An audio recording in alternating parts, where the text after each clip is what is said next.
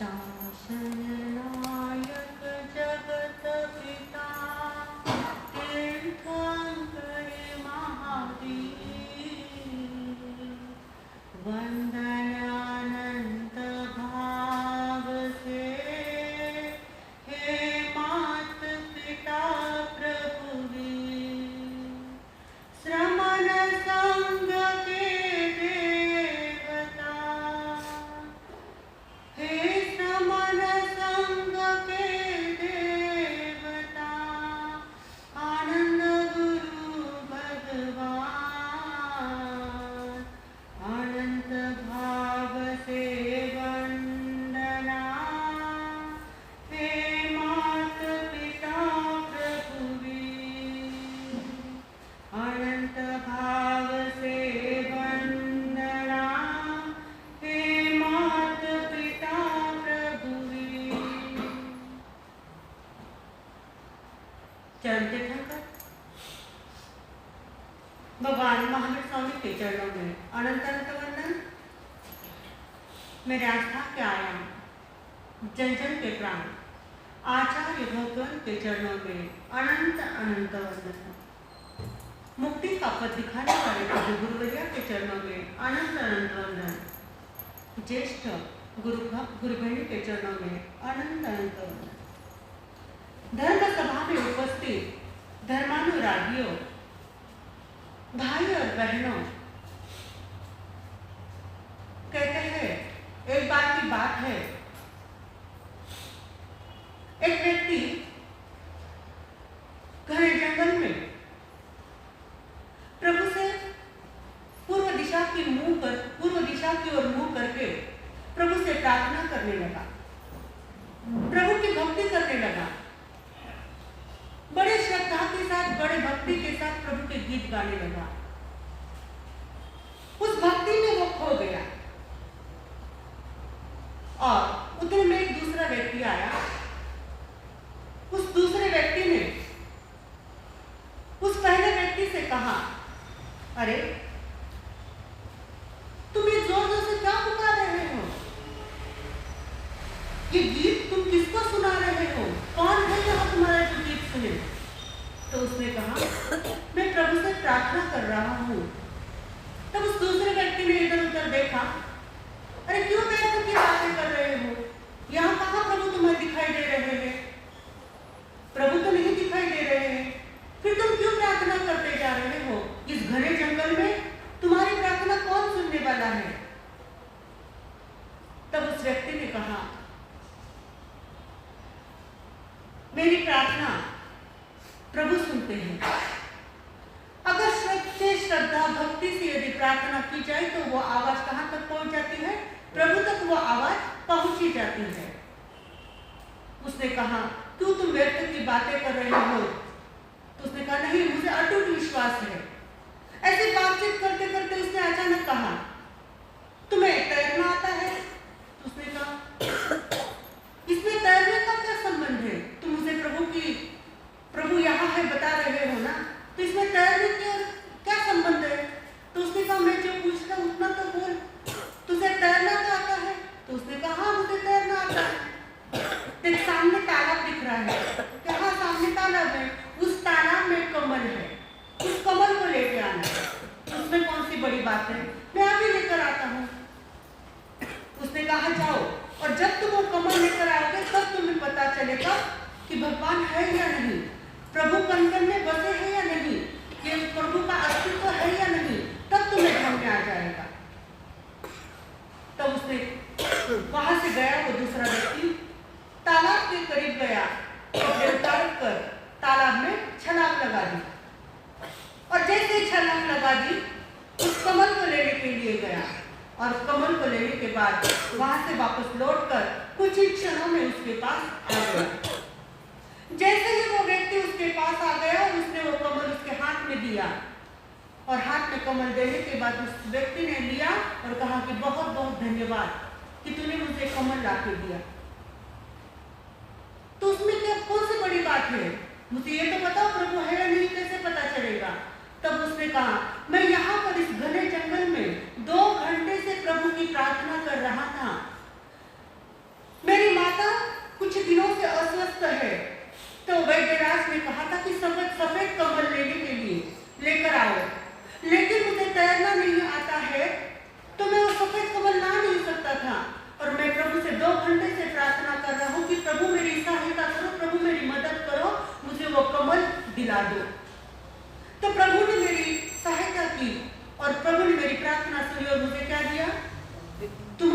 में प्रभु आए और मुझे सहायता की।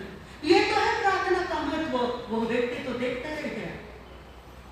कहते हैं अद्भुत शक्ति का स्रोत प्रार्थना है। फिर भी हमें जिज्ञासा होती है कि हम प्रार्थना क्यों करते हैं, किस लिए करते हैं, प्रार्थना करने से हमें क्या लाभ होता है, क्या फायदा होता है। तो किसी ने कहा जैसे शरीर की स्वास्थ्यता और सुंदरता बढ़ाने के लिए जैसे व्यायाम की आवश्यकता होती है, प्रार्थना भी एक मानसिक और आध्यात्मिक व्यायाम है। प्रार्थना से आत्मशक्ति बढ़ती है, आत्म ऊर्जा बढ़ती है, प्राण शक्ति जागृत होती है। और किसी दार्शनिक ने कहा है सूरज का उदय हो और फूल न खिले तो समझना वह फूल फूल नहीं है, क्या है, पत्थर है। और किसी ने प्रभु से प्रार्थना की और उसका हृदय न खिले तो समझना वह हृदय नहीं वरन क्या है, पत्थर है। प्रार्थना का सूत्र है प्रभुमय हो जाना, तन्मय हो जाना। जैसे आप कोई मिठाई बनाते हैं ना, जब एक तार आ जाती है तो मिठाई कैसी होती है, अब ये पक्की अच्छी हो गई। उसी प्रकार हम जब प्रभु की प्रार्थना करते हैं, जब उसमें एकाग्र हो जाते हैं, एक लय हो जाते हैं, तब वह प्रार्थना हमारी प्रभु को स्वीकार होती है। आप सोचेंगे मैंने एक दिन प्रार्थना की, 2 दिन, 4 दिन, 8 दिन की, तो आपकी प्रार्थना सफल हो जाएगी क्या? नहीं, लगातार करनी पड़ती है, तब कहीं जाकर वह सद जाती है और वह प्रार्थना, वह भक्ति, वह श्रद्धा काम कर जाती है। विनोबा भावे जी है, संत विनोबा भावे, वो कहते हैं कि प्रभु के अंतस में 2 वृत्तियां होती है, एक तो शुभ वृत्ति और दूसरी है अशुभ वृत्ति। लेकिन व्यक्ति के भीतर में शुद्ध ही भरा हुआ होता है और उस शुद्धता के कारण, उस शुद्धता से क्या होता है, उस अंतरतम में, उस प्रार्थना से उस अंतरतम में प्रवेश होता है। इसलिए प्रार्थना का महत्व है। जो व्यक्ति अपने पुरुषार्थ को प्रबल करता है, वह प्रभु में होने की शक्ति को जागृत करता है। तन्मय यानी अपने उद्देश्य में लीन होना। जो स्वयं प्रभु में नहीं बन सकता, वह प्रभु की प्रार्थना कैसे करेगा? इसलिए एकाग्र होना बहुत जरूरी है। कहते हैं पानी जो रहता है, बादल में पानी रहता है ना, बादल यदि पानी से भरे हो तो अवश्य बरसेंगे, लेकिन बादल खाली हो तो कैसे बरसेंगे? नहीं बरस पाएंगे। उसी प्रकार प्रभु के प्रति हमारे भीतर में यदि श्रद्धा भक्ति हो तो हमारी प्रार्थना जरूर पूरी हो जाएगी, प्रभु जरूर सुनेंगे। लेकिन भीतर में श्रद्धा नहीं, भक्ति नहीं, सिर्फ गाते चले जा रहे हैं। अपन श्रीमंतर जो करते हैं ना, वो किस लिए करते हैं? सबसे पहले प्रार्थना क्यों की जाती है कि हमारा मन एकाग्र हो जाए। स्कूल में भी हम जब जाते हैं तो क्या करते हैं? वहां भी स्कूल की शुरुआत किससे होती है? प्रार्थना से शुरुआत होती है। चर्च में जाओ, कहीं पर भी जाओ, मंदिर में, पहले प्रभु की भक्ति करते हैं, प्रार्थना करते हैं, क्योंकि आपका मन जहां जहां भटक गया है वह मन एक जगह आ जाए और फिर प्रभु से सही भक्ति करने लगते हैं। पहले प्रार्थना करते हैं और एक प्रार्थना में डूब जाने के बाद उसके बाद जो क्रिया होती है वो एकाग्र क्रिया बन जाती है।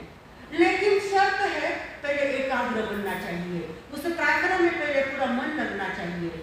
किसी ने कहा है प्रभु की प्रार्थना कैसी होनी चाहिए? जैसे बसंत ऋतु में आम वृक्ष को देखकर कोयल के कंठ से स्वतः ही आवाज निकल पड़ती है, क्योंकि उस कोयल को क्या होता है? आम्र वृक्ष का अनुराग होता है। हमारी प्रार्थना उसी प्रकार होनी चाहिए जैसे वर्षा ऋतु में बादल से, जो बादल दिखते हैं ना, वर्षा ऋतु में पानी से भरे बादल को देखकर जैसे मयूर के कंठ से स्वतः ही क्या निकलती है? आवाज निकलती है, क्योंकि उस मयूर को उस बादलों का आकर्षण होता है। और शरद ऋतु में पराग से भरे जो कमल होते हैं, उस कमल को देखकर भ्रमर के मुख से स्वतः ही गुंजार निकल पड़ती है। क्यों निकलती है? कि उस भ्रमर को, उस पराक्रम से क्या होता है? अनुराग होता है।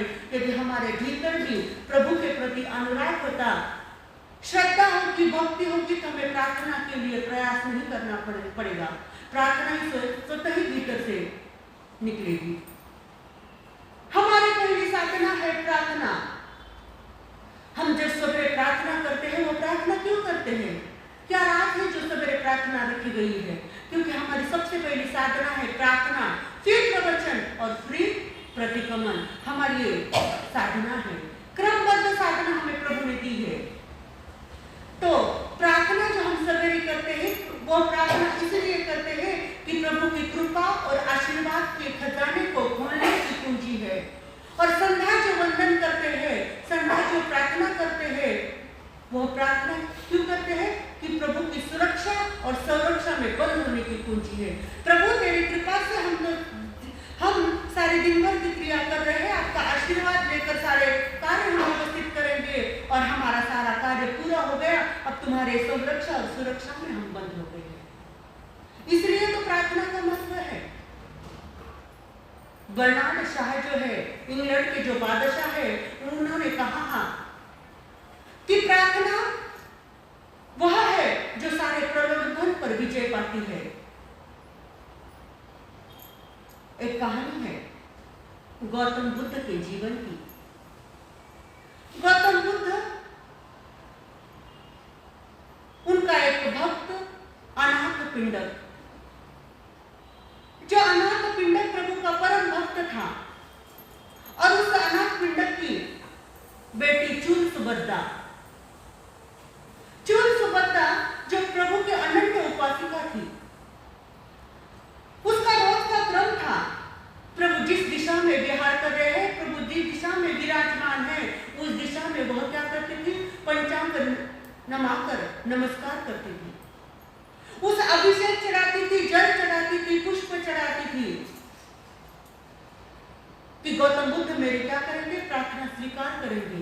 रोज का उसका क्रम, प्रभु जिस दिशा में हो उस दिशा में मुंह करके उनको वंदन नमस्कार करना, जल चढ़ाना, अभिषेक करना, रोज प्रभु से प्रार्थना।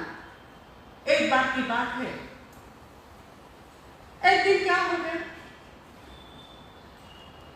कोई संयोग की बात है, इत्तेफाक की बात है, उस चूल सुभद्रा की शादी ऐसे घर में हो गई जिस घर में प्रभु का नाम लेना भी क्या था? पाप लगता था। जैसे उस चूल सुभद्रा की शादी उस नास्तिक घर में हो गई, शादी करके चूल सुभद्रा उस घर में चली गई। अब उसका रोज का क्रम सवेरे उठना और सबसे पहले प्रभु की प्रार्थना करना, प्रभु जिस दिशा में विराजमान है उस दिशा में क्या करना? वंदन नमस्कार करना, प्रभु की भक्ति करना। उसने वैसा ही किया।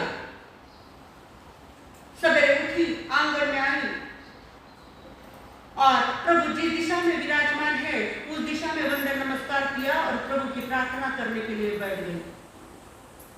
घर वालों ने देखा, अरे ये तो प्रभु का नाम ले रही है, और हमारे घर तो प्रभु का नाम लेना भी क्या समझा जाता है? पाप समझा जाता है। और उस सास ने उस नई बहू से कहा, अरे जो तुम बिहार में जिस प्रभु को याद कर रही है उसी प्रभु को तू यहाँ याद कर रही है? तुम्हें पता नहीं यहाँ पर प्रभु का नाम लेना भी मना है? तुम्हें मैं साफ साफ शब्दों में कह देती हूँ कि तुम यहाँ प्रभु का नाम नहीं लेना करते हो। तुम्हारी क्या प्रार्थना है? इतने दूर, कोसों मीलों दूर तुम्हारे प्रभु विराजमान है, क्या तुम्हारी प्रार्थना वहां तक पहुंच जाएगी? तुम्हारी भावना, तुम्हारी भक्ति वहां तक पहुंच जाएगी? ये सारी व्यर्थ की बातें हैं। तुम इस क्रिया को नहीं करोगी, ना आज से कभी तुम प्रभु का नाम लोगी। नहीं बोलती, प्रतिकार नहीं किया कुछ और वहां से उठकर अपने रूम में चली गई। उस दिन तो भक्ति सवेरे हो गई थी, अब दूसरे दिन से वो क्या करने लगी? अब बाहर नहीं करने लगी, प्रभु को याद बाहर नहीं करने लगी, अपने घर में ही यानी अपने रूम में ही प्रभु को याद करने लगी। जिस दिशा में प्रभु विराजमान है उधर वंदन नमस्कार आदि उसकी जो भी क्रिया करती थी वो उसकी करने लगी। एक बार ऐसे करते करते किसी ने देख लिया, उसके देवर ने, उसके ननद ने उसको देख लिया। तब आकर अपने माँ से कहा, माँ भाभी वही क्रिया वापस कर रही है। एक बार तुमने मना कर दिया पर भाभी नहीं सुनती है, वही क्रिया वह कर रही है। उसके पति को भी कहा। फिर सभी जन, घर वाले जो है सभी जन इकट्ठा हो गए। इकट्ठा होने के बाद चूल सुभद्रा आंगन में आई और उस चूल सुभद्रा को रुका कर कहा,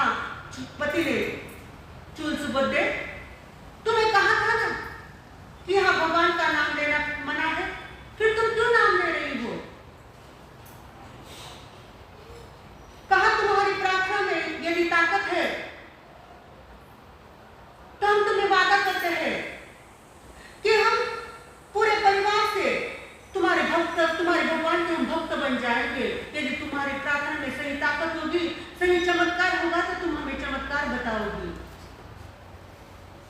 तुम्हारे जो प्रभु है इतने कोसों मीलों दूर है, क्या वहां तक तुम्हारी प्रार्थना जाएगी?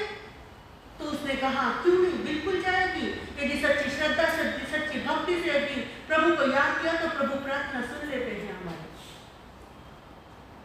तो एक काम कर, कल सवेरे की आहार लेने के लिए तुम प्रभु को यहाँ बुला लेना, अपने 500 शिष्यों के साथ प्रभु को यहाँ बुला लेना। फिर देखता हूं तुम्हारी प्रार्थना में क्या ताकत है, कि सही में तुम्हारी प्रार्थना वहां तक पहुंच जाएगी। तब उस चूल सुभद्रा ने सोचा अब तो परीक्षा की घड़ी आ गई है, क्या करूं? पर मुझे पक्का भरोसा है प्रभु मेरी प्रार्थना सुनेंगे। तब उस चूल सुभद्रा ने क्या किया, पास में एक बगीचा था और बगीचे में जाकर 4 जूही के फूल लेकर आई और 4 जूही के फूल लेकर आकर आंगन में बैठ गई और प्रभु को वंदन नमस्कार किया और प्रभु आंख बंद करके 3 मिनट प्रभु से प्रार्थना करने लगी। प्रभु मेरी परीक्षा की घड़ी है, आप मेरी सहायता करो। रोज तो आप मेरी प्रार्थना का आनंद लेते हैं, मेरी प्रार्थना सुनते हैं, मेरी भक्ति भावना को स्वीकार करते हैं। आज भी मेरी प्रार्थना आप स्वीकार कर लीजिए। कल का आहार मेरे घर पर लेने के लिए आप पधारिए 500 शिष्यों के साथ। ऐसा करते ही वो क्या करती है, 4 जूही के फूल लेती है और आकाश में उछाल देती है। जैसे आकाश में उछाल देती है, लेकिन जैसे फूल उछाल दिए लेकिन वो फूल वापस नीचे नहीं आए।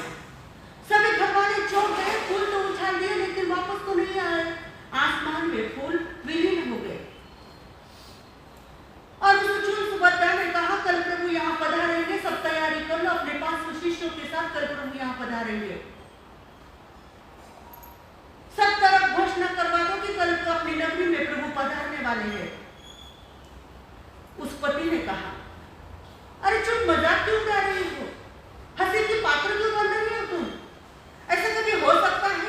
कोसों मीलों दूर तुम्हारे प्रभु विराजमान है, वो क्या खाली पीले बैठे हैं जो तुम्हारी प्रार्थना सुनकर यहाँ पर आएंगे?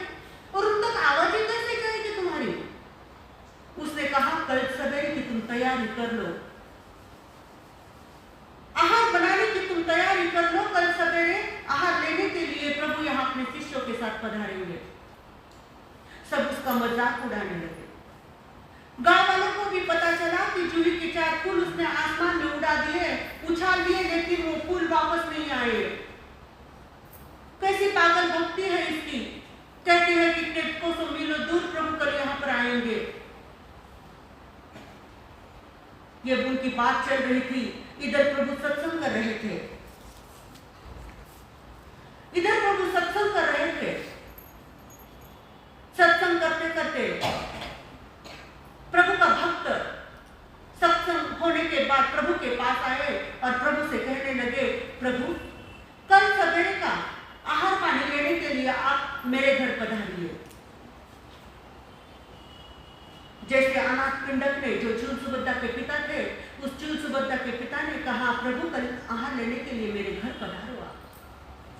तब प्रभु ने आंख बंद कर कुछ एहसास किया, कुछ फूलों की सुगंध का एहसास किया, कुछ भक्ति की, कुछ प्रार्थना का एहसास किया और उस अनाथ पिंडक से कहा मैंने कल का आहार स्वीकार कर लिया,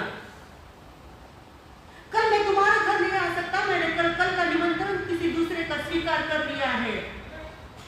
तब अनाथ पिंडक ने कहा अरे प्रभु सबसे पहले तो मैं आपके पास आया हूँ और आपने दूसरों को कैसे हाँ कर दी? अभी तक आपके पास कोई आया भी नहीं है और आपने कहा कि मैंने दूसरों का निमंत्रण स्वीकार कर लिया है। तब उसने कहा अरे शांत रहो, आंखें बंद करके तुम बैठ जाओ, मैं तुम्हें कुछ एहसास करा देता हूँ। उसने आंखें बंद कर बैठ गया और देखा, उसने कहा तुम्हें कुछ फूल की सुगंध आ रही है? उसने कहा हाँ थोड़ी जूही के फूलों की सुगंध मुझे आ रही है। बस ये 4 जो जूही के फूलों की जो तुम्हें सुगंध आ रही है, कल का निमंत्रण तुम्हारी बेटी ने मुझे भेजा है कि कल तुम मेरे घर आहार लेने के लिए पधारना। अरे प्रभु वो तो इतने नास्तिक लोग हैं, तुम्हें आहार तो क्या तुम्हें पानी भी नहीं पिलाएंगे। उसने कहा नहीं ऐसा नहीं होगा और वहां से निकलकर अपनी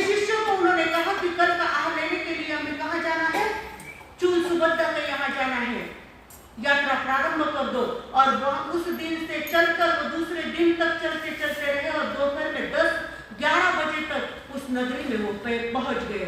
60 किलोमीटर उन्होंने पैदल यात्रा की और जैसे उनकी नगरी में पहुंच गए तो सब तरफ हाहाकार मच गया कि प्रभु पधारे, प्रभु पधारे। कैसा हो गया? चूल सुबद्दा की प्रार्थना स्वीकार हो गई। 4 जूही के फूल काम कर गए। प्रभु को जो प्रार्थना की थी उस चूल सुबद्दा की प्रार्थना क्या हो गई? स्वीकार हो गई। और चूल सुबद्दा प्रभु को लेने के लिए सामने आई। जैसे सामने आई, भगवान बुद्ध ने को वंदन नमस्कार किया और भगवान बुद्ध ने उसके सर पर हाथ रखकर उसको आशीष दिया। प्रभु, आपने मेरी लाज रख दी, आज मेरी प्रार्थना आपने स्वीकार कर ली। आपका ये चमत्कार है। गौतम बुद्ध ने कहा, ये मेरा चमत्कार नहीं है, ये तुम्हारी प्रार्थना का चमत्कार है, तुम्हारी भक्ति भावना का चमत्कार है जो मुझे यहाँ पर खींच लेकर आ गई है। किसी कवि ने कहा है, भगवान तेरे चरणों में करते हैं प्रार्थना, भगवान तेरे चरणों में करते हैं प्रार्थना, भव भव के बंधन सब टूटे, भव भव के बंधन सब टूटे, कैसी हो साधना, भगवान तेरे चरणों में करते हैं प्रार्थना, मेरे दिल की बीना के तारों पे तेरा गान रहे, रोम रोम में सांस सांस में बसा तेरा ही नाम रहे, मन मंदिर में प्रभु आ जाओ, मन मंदिर में प्रभु आ जाओ, भाऊं मैं भावना, भगवान तेरे चरणों में करते हैं प्रार्थना, भगवान तेरे चरणों में करते हैं प्रार्थना। कहते हैं बेकार की बातों में समय खोना ठीक नहीं है, बेकार की बातों में समय खोना ठीक नहीं है, और दिन निकलने के बाद सोना ठीक नहीं है, दिन निकलने के बाद सोना ठीक नहीं है। यदि परमात्मा से लौ लगानी हो तो, यदि परमात्मा से लौ लगानी हो तो प्रार्थना में प्रमाद करना ठीक नहीं है, प्रार्थना में प्रमाद करना ठीक नहीं है। इन्हीं शब्दों के साथ मैं अपने वक्तव्य को विराम देती हूँ। बोलिए भगवान महावीर स्वामी की जय।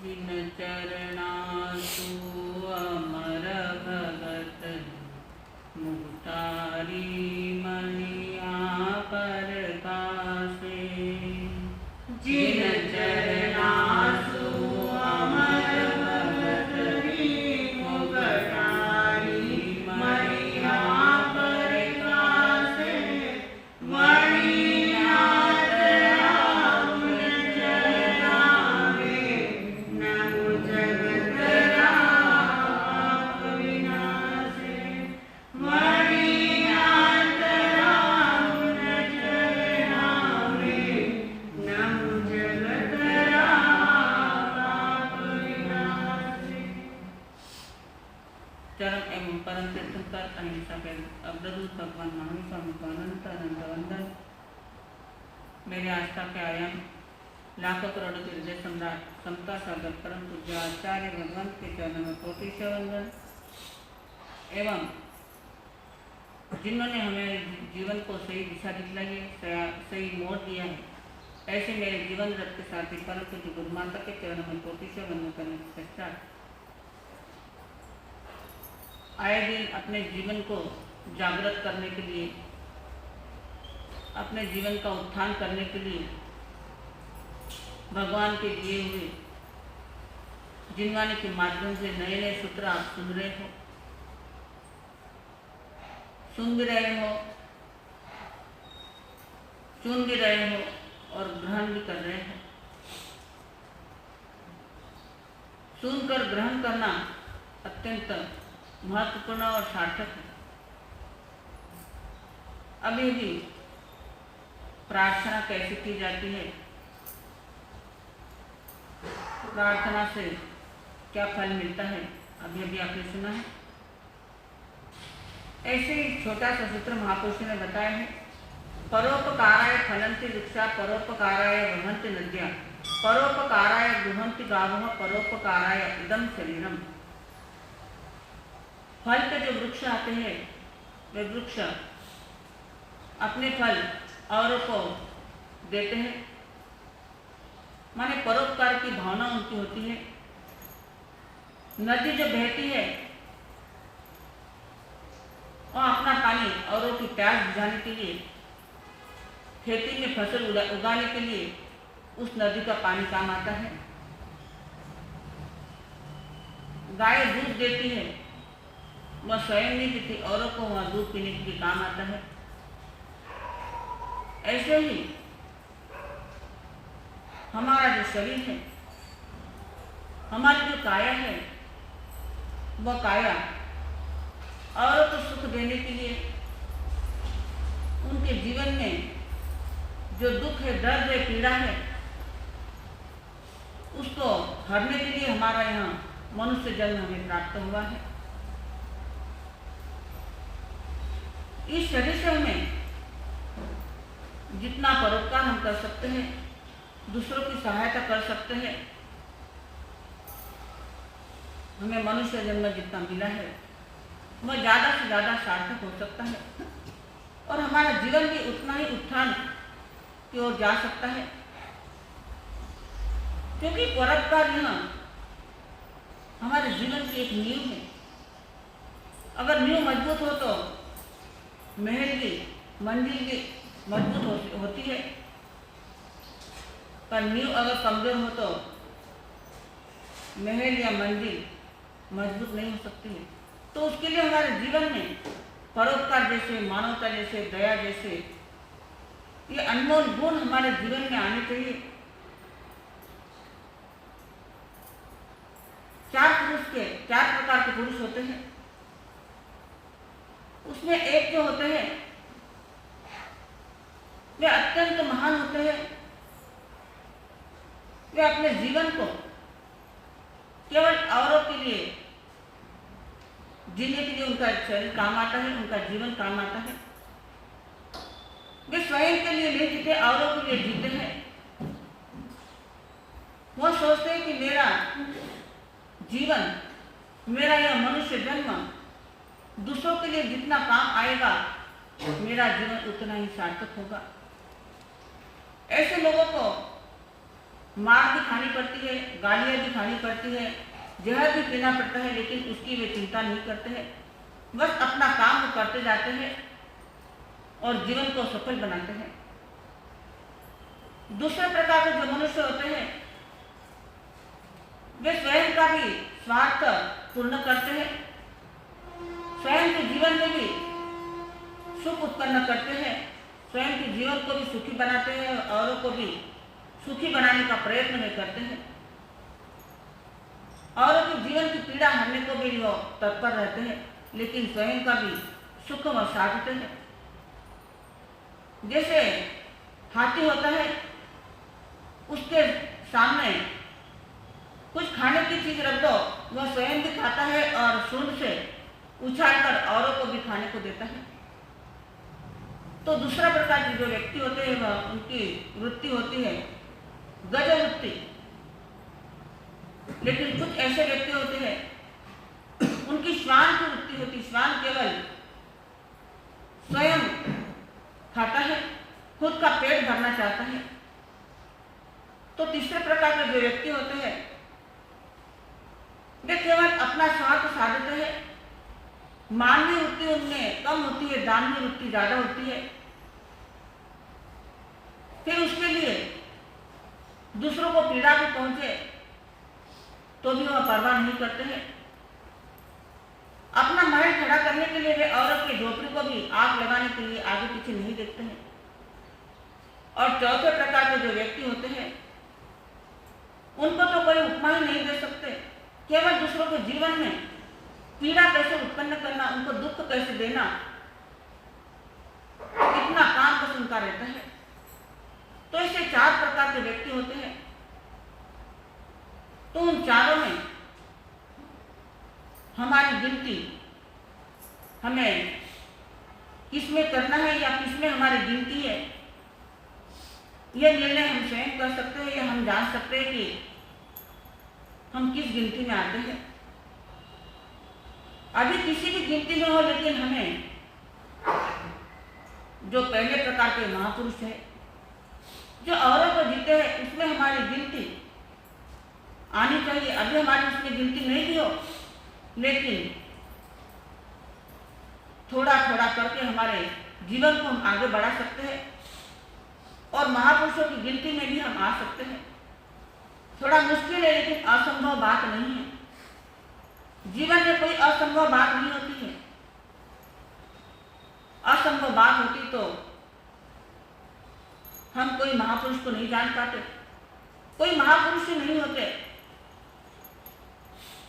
तो हमें उन महापुरुषों की गिनती में आना है जो केवल अपने मनुष्य जन्म को परोपकार के लिए, मानवता के लिए सार्थक बनाना चाहते हैं। एक बार की बात है, सबाईचंद महाजन करके सेठ, माधोपुर के सेठ, अमाप संपत्ति, लेकिन मनुष्य के जीवन में कभी छांव होती है, कभी धूप होती है। एक बार कहीं से उनके जहाज माल भर के आने वाले थे और वह माल लेने के लिए अपने आदमी को उन्होंने भेजा, लेकिन उन्हें समाचार मिले कि माल के सारे जहाज, कई जहाज थे, सारे जहाज कहीं गायब हो गए, कहीं अटक गए हैं। तो ऐसे समय में लेने वाले भी काफी आ जाते हैं। वह यह नहीं देखते कि सामने वाले पर कैसी बात गुजर रही होगी, यह लेने वाला नहीं सोचते हैं। और उस समय जो लेनदार होते हैं वह वहां समय पर पहुंच जाते हैं कि आपके पास मेरे इतने पैसे, इतना धन आपके पास है। लेनदार पहुंच जाते हैं। सेठ के पास भी जितना पैसा था, जिनके पास से लिया था, सेठ ने चुकाया। एक दिन एक ठाकुर उनके द्वार पर पहुंचा। उस ठाकुर का 1 लाख रुपया उस सेठ के पास। ठाकुर ने सेठ को कहा कि मेरा 1 लाख रुपया आपके पास है, मुझे अभी चाहिए। सेठ ने कहा, सेठ ईमानदार था, उसकी देने की वृत्ति थी, लेने की वृत्ति नहीं थी। सेठ ईमानदार था तो उसने उस ठाकुर से कहा, आज मेरे पास पैसा नहीं है, 3 दिन बाद तुम मेरे पास आओ, मैं तुम्हारे पैसे चुका दूंगा। ठाकुर ने अपने हाथ में जो तलवार थी, सेठ से कहा, अगर तीसरे दिन मुझे मेरा पैसा नहीं मिला तो इस तलवार से तुम्हारा सर मैं उड़ा दूंगा। सेठ ने कहा, जरूर, मैं भी मेरे बात पर पक्का हूं, तुम तुम्हारे बात पे पक्के रहना। और ठाकुर तो चला गया। अब 3 दिन में सेठ को 1 लाख रुपया देना था। सेठ ने एक पत्र लिखा, जो अहमदाबाद में अमितचंद नाम के सेठ रहते थे, उनके नाम पर एक पत्र उन्होंने लिखा। पत्र में सारी बात लिख दी। लिखते लिखते अपनी ऐसे दशा के बारे में उनके आंखों में आंसू आए और अपने आंखों से 2 आंसू उस पत्र पर गिर गए। पत्र उन्होंने पॉकेट में डालकर पैक कर दिया। जब तीसरे दिन ठाकुर उनके द्वार पर पहुंचा तो ठाकुर से कहा कि यह पत्र लेकर तुम अहमदाबाद पहुंच जाओ, वहाँ अमुक अमुक सेठ है, उनसे यहाँ 1 लाख रुपया तुम ले लेना। ठाकुर ने पत्र लिया और उस अमीचंद सेठ के पास पहुंचे। ठाकुर को तो सेठ ने पहचाना नहीं। पत्र उन्होंने लिया और पढ़ा। पढ़कर उनके ध्यान में आया कि कोई साधर्मी भाई अत्यंत दुखी है, अत्यंत पीड़ा में है। तो उन्होंने अपने मुनि से पूछा, मुनि जी अमुक अमुक सेठ है माधोपुर के, उनके अपने यहाँ से कोई लेन देन है।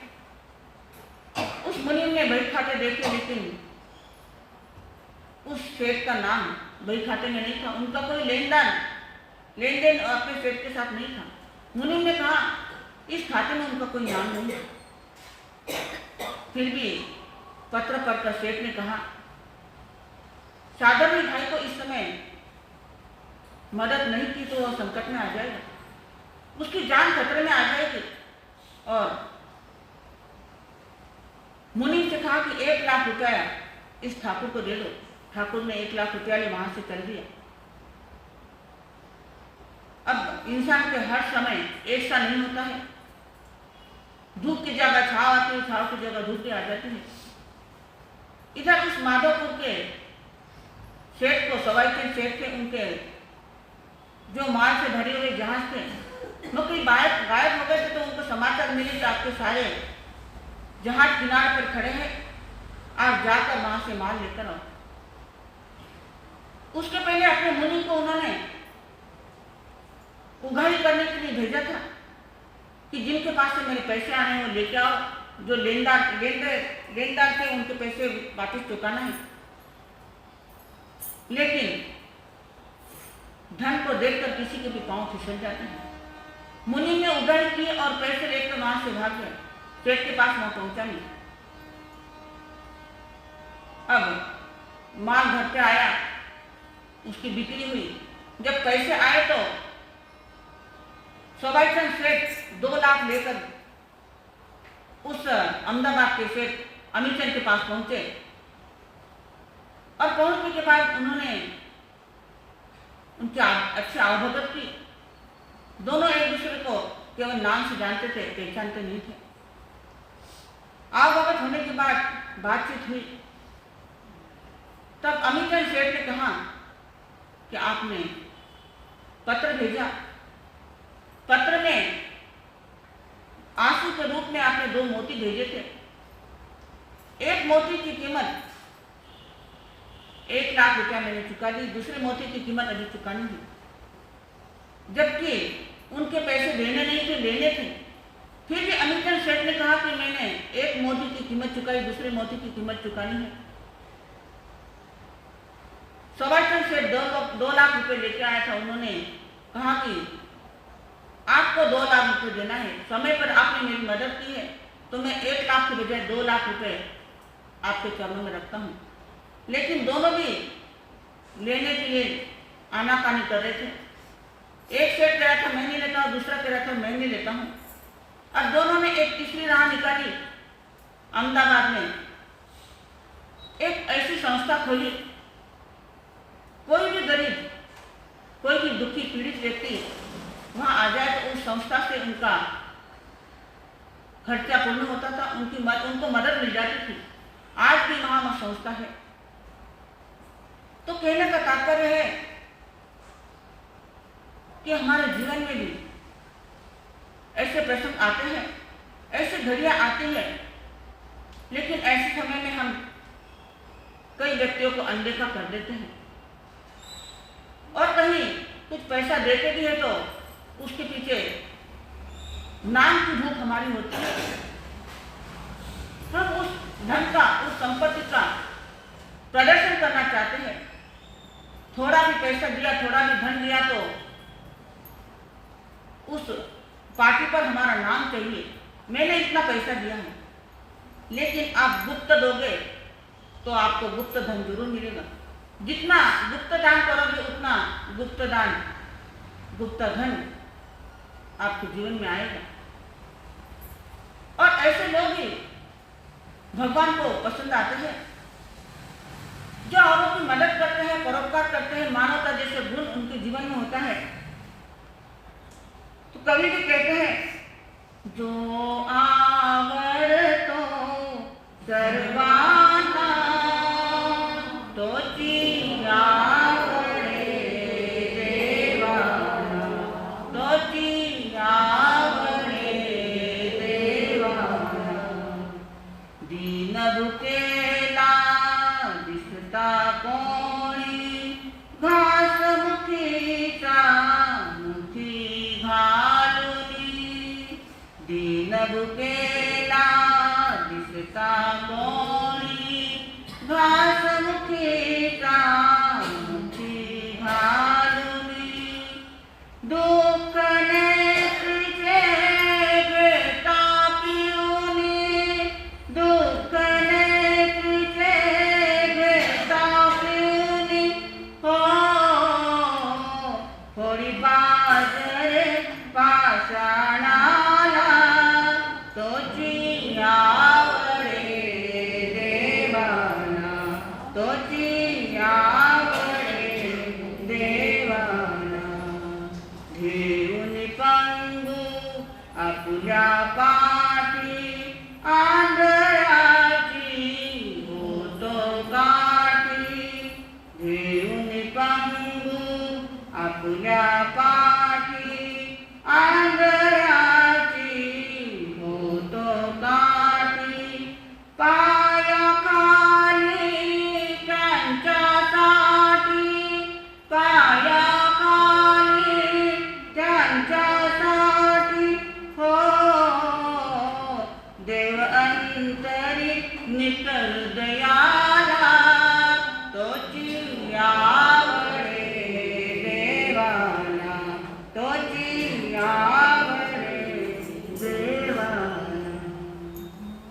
कोई भी गरीब हो, भूखा हो, कोई भूखा देखकर उसको अनाज की आवश्यकता है, उसे औषध की आवश्यकता है, कपड़े की आवश्यकता है, जिसको जिस चीज की आवश्यकता है हमारी हैसियत के अनुसार उसको कुछ दे तो हमारे जीवन में ऊपर उठने का एक प्रसंग हमारे जीवन में आता है और हमारा जीवन ऊपर उठ सकता है। कहते हैं सागर ने धरती को बादल दिए इसलिए वह कभी सूखता नहीं है, सागर ने धरती को बादल दिए इसलिए वह कभी सूखता नहीं है, तरुवर ने लोगों को मीठे फल दिए इस कारण वह सदैव फलों से लदा रहता है, सरोवर प्यासे कंठ की प्यास बुझाता है, सरोवर प्यासे कंठ की प्यास बुझाता है, इस कारण अपना माधुर्य नहीं खोता है, जो औरों के लिए विष को अंगीकार करता है, जो औरों के लिए विष को भी अंगीकार करता है वह शंकर कहलाता है। उस आदमी का जीना वाकई में जीना है, उसी आदमी का जीना वाकई में जीना है जो औरों के लिए अपना जीवन जोत देता है। हम यह नहीं कहते कि आपकी सारी संपत्ति, आपका सारा समय औरों के लिए दे दो, लेकिन जितना जम सकता है उतना बन सकता है आप यह कार्य करने के लिए तत्पर हो तो हमारा जीवन ऊपर उठ सकता है। अपना पेट तो कोई भी भर सकता है, जनाब भी अपना पेट भर सकता है, लेकिन जो औरों का पेट भरता है वह सही इंसान है। लेकिन आज इंसान पेट तो स्वयं का भरता है, लेकिन उसके साथ साथ पेट ही भरने की भी उसकी चिंता रहती है कि मेरा पेट तो भर गया है, पेट ही कैसे भरी जाए।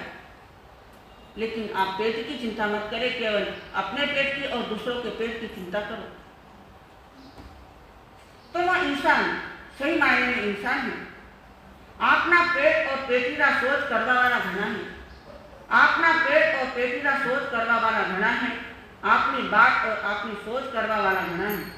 आपना घोड़ा ने तो सगळाई छाया में बांधे है, आपना घोड़ा ने तो सगळाई छाया में बांधा है, पर आपना पड़ोसी भी सोच करवा वाला कई हजारों में 2-4 जना है। स्वयं की भी चिंता करो, अपने पड़ोसों की भी चिंता करो। मोहम्मद नाम सुना है? मोहम्मद अपने परिवार और अनुयायियों को उन्होंने ऐसी शिक्षा दे रखी थी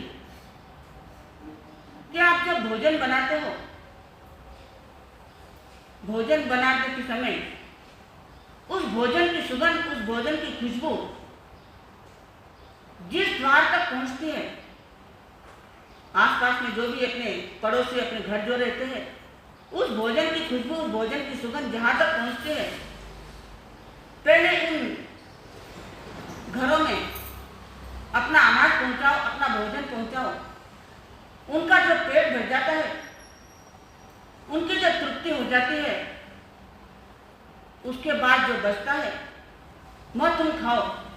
ऐसी मोहम्मद साहब की शिक्षा अपने परिवार वालों को थी। हम इतना नहीं कर सकते, इससे थोड़ा तो जरूर कर सकते हैं। जैसे चीनी के अभाव में मिठाई वाले हलवाई का श्रम सिद्ध नहीं होता है, पानी के बिना बगीचे को हरा भरा रखने की माली की जो सफलता है वह उसे नहीं मिलती है। संपत्ति के अभाव में संसार को व्यवस्थित चलाने में मनुष्य को जब कामयाबी नहीं आती है, ऐसे ही परोपकार के बिना जीवन को पवित्र और गौरवप्रद बनाने में हमारे जीवन की सार्थकता नहीं होती है। तो परोपकार हमारे जीवन में जरूर आना चाहिए। दूसरों की पीड़ा को दूर करने से अंतर में निहित दया का भाव शक्तिशाली बनता है, और जो असहाय होते हैं उनकी सहायता करने से मैत्री का भाव हमारे जीवन में पुष्ट होता है। दूसरों के जीवन के दोष माफ कर दे तो हमारे जीवन की उदारता पोषित होती है, और दूसरों की आवश्यकता जब हम पूर्ण करते हैं, दूसरों के आवश्यकता की जब पूर्ति हम करते हैं, तो परोपकार जैसी भावना हमारे जीवन में बलवती होती है। तो हमारे जीवन में परोपकार, मानवता, दया जैसा गुण हमारे जीवन में आ जाए तो हमारे जीवन का उत्थान हो सकता है, हमारे जीवन ऊपर उठ सकता है, हमारे जीवन का निर्माण हो सकता है। जब जीवन का निर्माण होगा तो उस जीवन का निर्माण भी एक दिन जरूर होगा।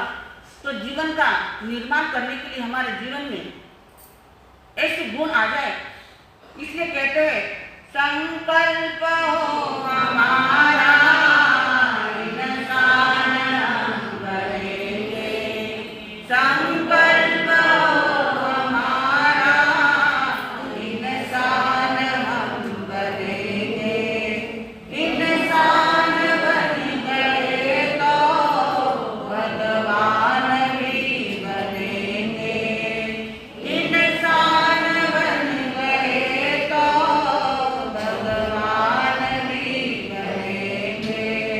हम एक ही जमीन के मानव नारे प्यारे, हम एक ही जमीन के मानव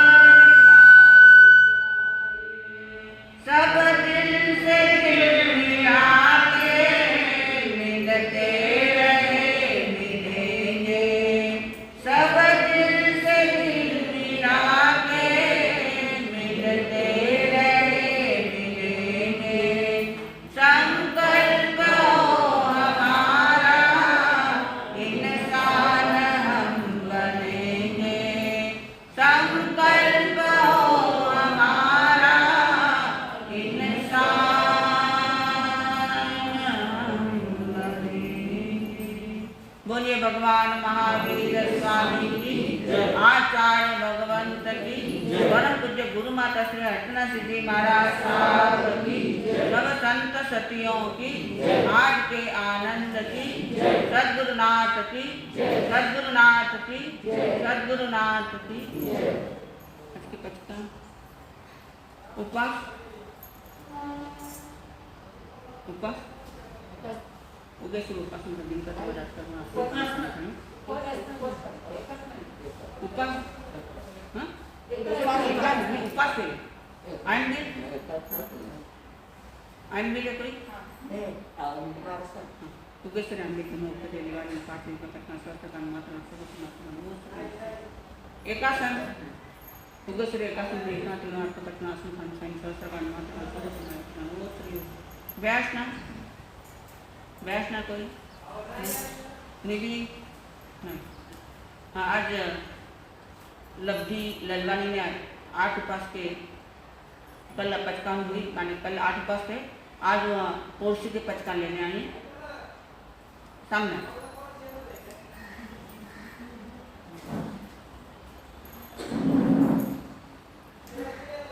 बाकी भाभी बचपन करी माँ सबसे, हाँ भाभी बाकी को बचपन कर रहे हैं। बोलो इन्हें क्या देना चाहिए? बोलो इन्हें क्या देना चाहिए? कोर्सी उपरांत नहीं पारे नेक्स्ट चावल पटना असलम पानी खाने संसार गाने मात्र गाने सब समाये रहते गाने। ओ श्री तपस्या करने वालों को धन्यवाद, तपस्या करने वालों को धन्यवाद। आज के सामूहिक पचकान भोजन में झूठा नहीं डाले, भोजन से ऊपर नमक नहीं ले रहे, भोजन के पूर्व 3 नवकार मंत्र गिने और चप्पल अपनी ही ले जाए। 10 घंटे पड़ी स्वामी इंद्र में दुनिया में। ओ श्री ओ श्री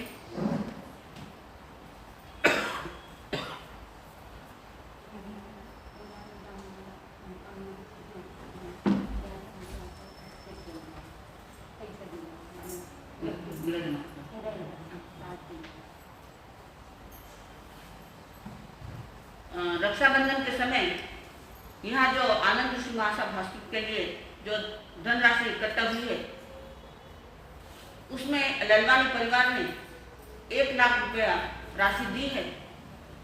फिर भी उस बच्ची का अभी मन भरा नहीं है। उसने अपने स्वयं की राशि से, स्वयं के पास जो पैसे इकट्ठा हुए हैं, उसमें से उस बच्ची ने 11,000 रुपये हॉस्पिटल के लिए देने की अपनी इच्छा व्यक्त की है और 11,000 रुपये आज वह देना चाहती है। बोलो उसे क्या देना चाहिए? बोलो उसे क्या देना चाहिए?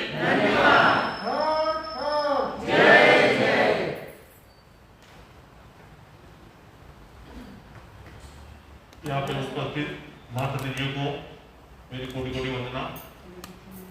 इस धर्म सभा में उपस्थित सभी श्रावक श्राविकाएं, माताएं, बहनों, सबको मेरा सत्य जय जिनेन्द्र।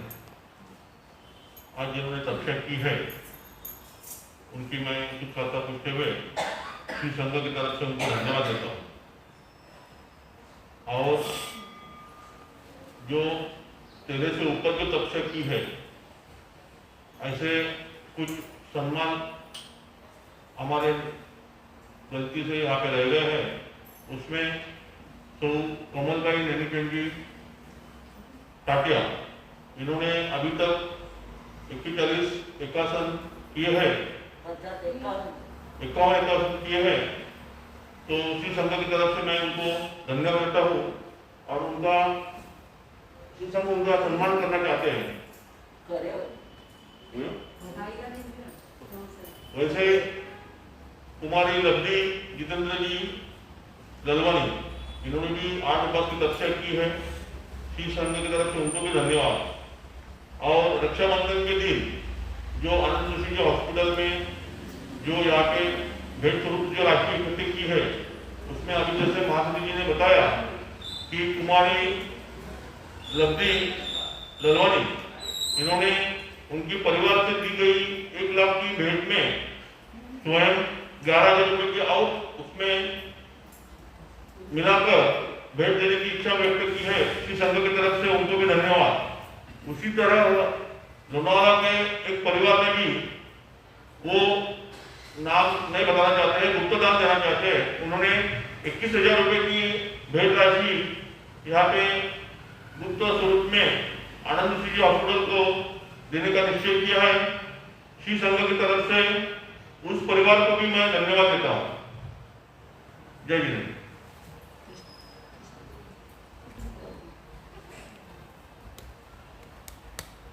सवेरे की जो अपन प्रार्थना करते हैं, वह प्रार्थना क्यों करते हैं? मैंने कहा तो उसमें तो क्यों करते हैं, इसका जवाब लाना है। कल के लिए प्रश्न है, सवेरे की प्रार्थना किस लिए की जाती है?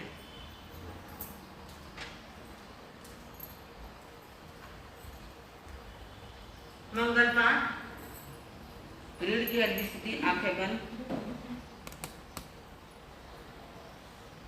नमो अर्यंताणं, नमो सिद्धाणं, नमो आर्याणं, नमो वैद्याणं, नमो लेसोसावणं।